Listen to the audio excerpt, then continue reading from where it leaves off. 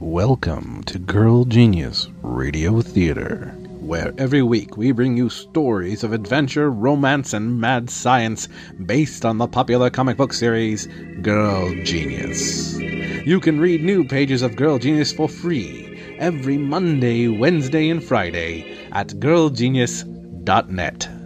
Tonight's radio play is entitled Minor Heroes, written by Phil and Kaya Folio, performed live for the attendees of the science fiction convention NorwestCon by the stunning crew of Airship Entertainment. Kaya Folio, Phil Folio, Savannah Goodwin, and Cheyenne Wright. And now, Minor Heroes.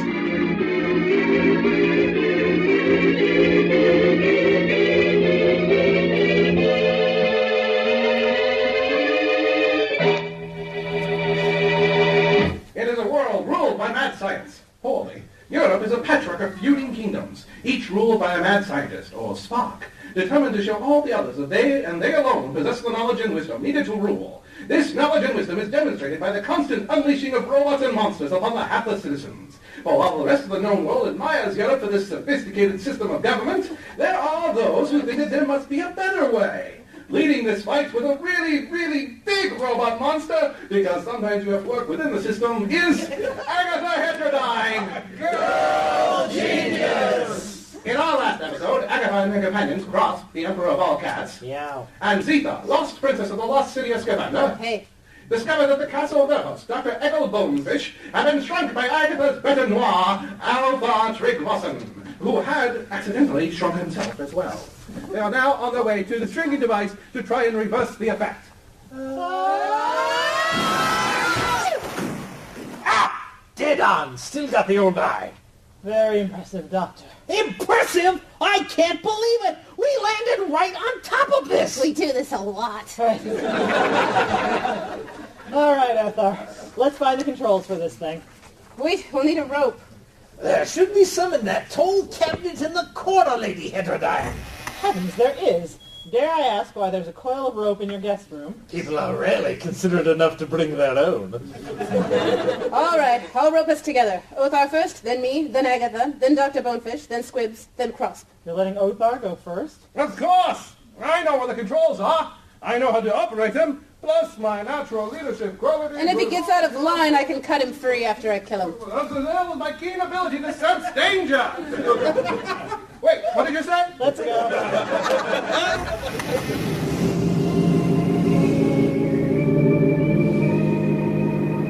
The controls are on this side.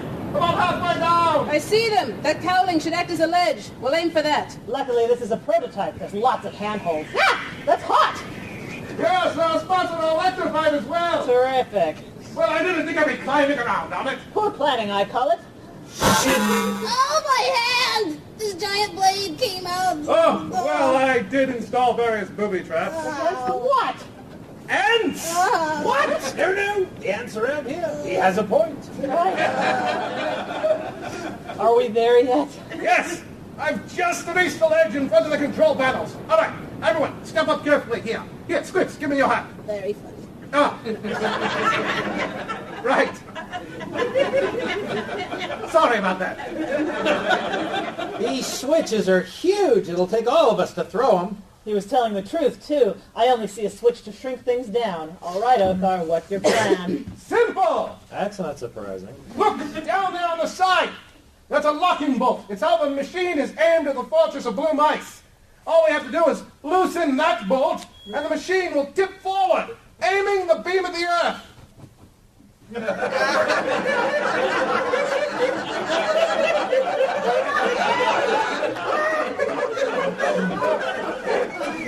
And?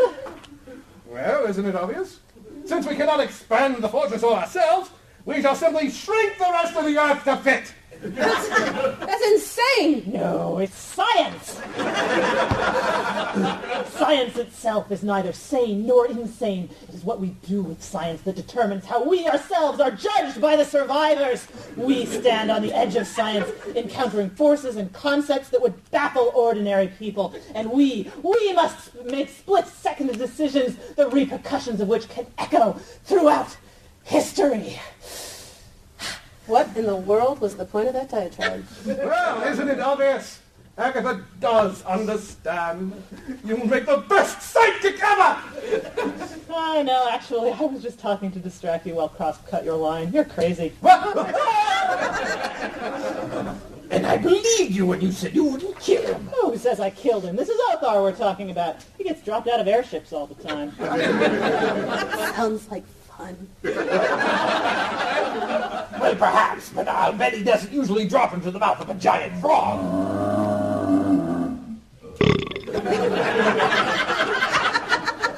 Good heavens. Well, he'd have wanted it that way.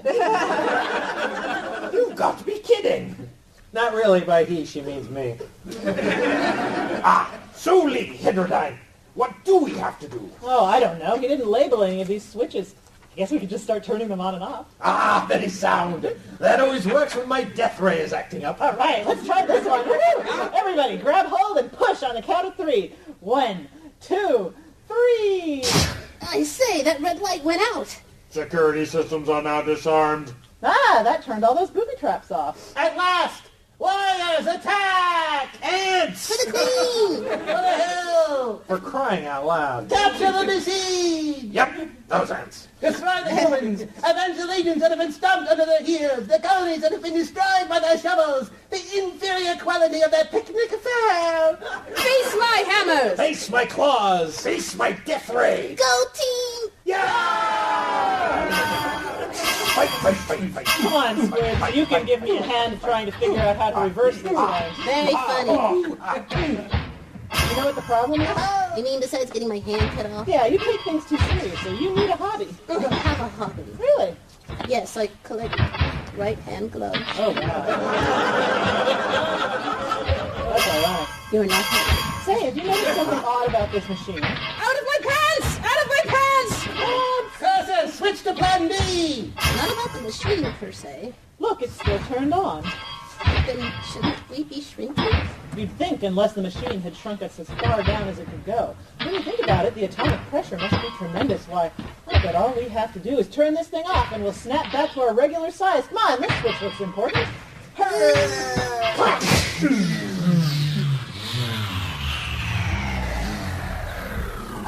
When you say snap back, how exactly do you mean?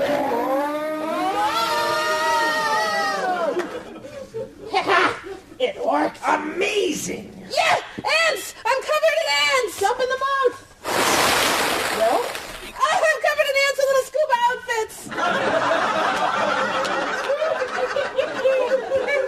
I did warn you about the ants! Othar, but we saw you eaten by a giant frog! Luckily, you found a way to reverse the shrinking effect before I was killed. But there are a few dicey moments where I'd admit I thought I'd have to save myself. Where's the frog? I'm wearing it. Look, my fortress is back!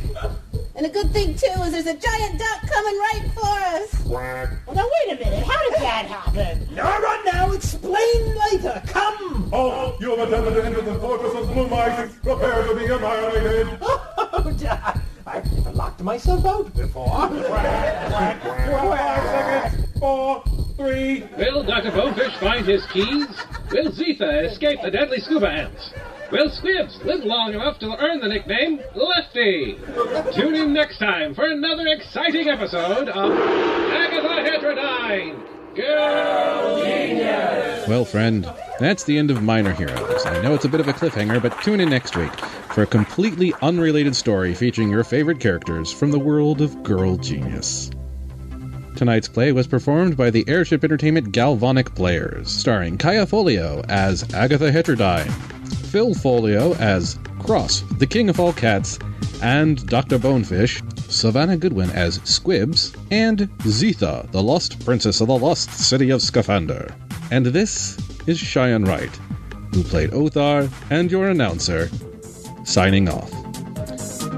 For more adventure, romance, and mad science, read the Eisner Award-nominated Girl Genius comic book. New pages are made available every Monday, Wednesday, and Friday at girlgenius.net. This radio play is released under the Creative Commons No Derivatives license.